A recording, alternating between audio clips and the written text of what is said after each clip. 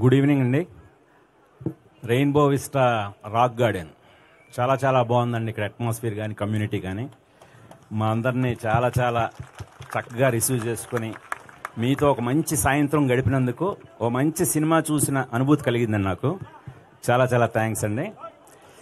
So ఇంకా ఈ సినిమాని యుఫోరియా అనే సినిమాని నా మిసెస్ రాగిణి, నా ఇద్దరు డాటర్స్ నీలిమ, యుక్త, మేము నలుగురం కలిసి తీసామండి. అంటేనే మీరు అర్థం చేసుకోవచ్చు, మేము కుటుంబ సమేతంగా ఈ సినిమాని కుటుంబ సమేతంగా చూడబోయే మీకోసం నిర్మించామండి. మీరు ఖచ్చితంగా ఇప్పుడు రామరామ అనే పాట అయితే అలా విని ఎంజాయ్ చేశారో సినిమా అంతా కూడా అలా ఉంటుందండి.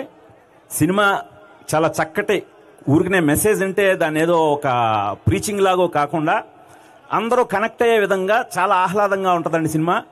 యూఫోరియాని తప్పకుండా మీ అందరూ థియేటర్లో చూస్తారని ఆశిస్తున్నాను. ఇది మీకోసమే తీయబడింది. తప్పకుండా కుటుంబ సమేతంగా అందరూ చూడాలండి ఈ సినిమా.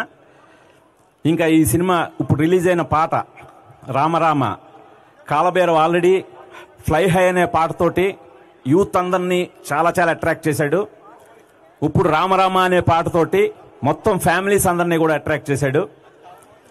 ఈ పాటకి చక్కటి సాహిత్యాన్ని అందించిన చైతన్య ప్రసాద్ గారు కూడా చాలా అద్భుతంగా రాశారు. ఇంకా ఈ పాట సినిమాలో సిచ్యువేషన్లో కానీ చాలా చాలా బాగుంటుందండి. మీ అందరూ తప్పకుండా ఎంజాయ్ చేస్తారని ఆశిస్తున్నాను.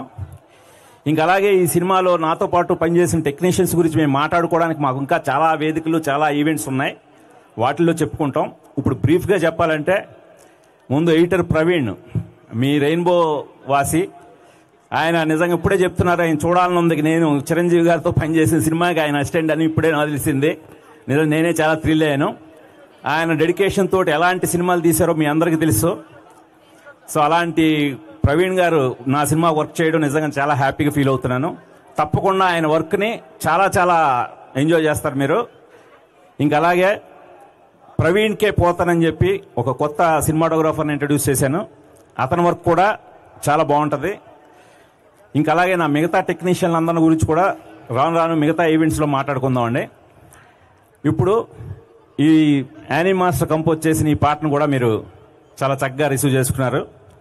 ఈ పాటలన్నిటి కూడా ఆదిత్య మ్యూజిక్ ద్వారా విడుదలవుతున్నాయండి. ఆదిత్య మ్యూజిక్ గురించి మనం ప్రత్యేకంగా చెప్పుకోవాల్సిన అవసరం లేదు. స్టాండర్డ్ బ్యానర్ అది.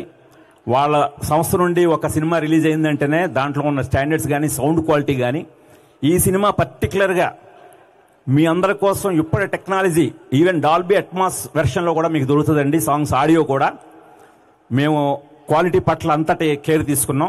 దాన్ని కూడా మీ అందరూ గమనిస్తారని ఆశిస్తున్నాను. ఇకపోతే యాక్టర్స్ విషయానికి వస్తే దాదాపు 20 మంది కొత్త వాళ్ళని ఇంట్రొడ్యూస్ చేశారండి.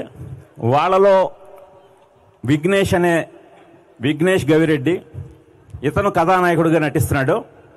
సో ఇతని పాత్ర చాలా చాలా బాగుంటుంది. అంటే వికాస్ అనే పాత్రని చూశాడు ఇతను నటించడం జరిగింది. ఆ వికాస్ అనే పాత్ర మీకు ఎలాగైతే గుర్తుండిపోతాడో ఇతను కూడా అలా గుర్తుండిపోతాడు. అంతటి గొప్ప పాత్ర దొరకడం నిజంగా ఇతను అదృష్టం అని ఆశిస్తున్నాను నేను. అంత మనసు పెట్టి రాశాను నేను. దాన్ని అంత చక్కగా చేశాడు. దీని గురించి మేము ఇంకా మున్ముందు మాట్లాడుకుంటాం. సో అలాగే మిగతా కొత్త వాళ్ళందరూ కూడా లిఖిత ఎలమంచిలి, పృథ్వీ అడ్డాల, తను ఒక నెగిటివ్ క్యారెక్టర్ చేశాడు. అతను చాలా బాగా చేశాడండి. మిగతా ఫంక్షన్స్ ద్వారా మీ అందరినీ కూడా కలుసుకుంటాం మేమందరం. ఇంకా రోహిత్ గారు దేవుడు వరం అందిస్తే అనే పాట నాకు చాలా ఇష్టం. ఆ పాట ప్లే అవుతుంటే ఆయనే గుర్తొస్తాడు. ఆయన మళ్ళీ చాన్నాళ్ల గ్యాప్ తర్వాత ఆయన పట్టుకున్నాం మేము.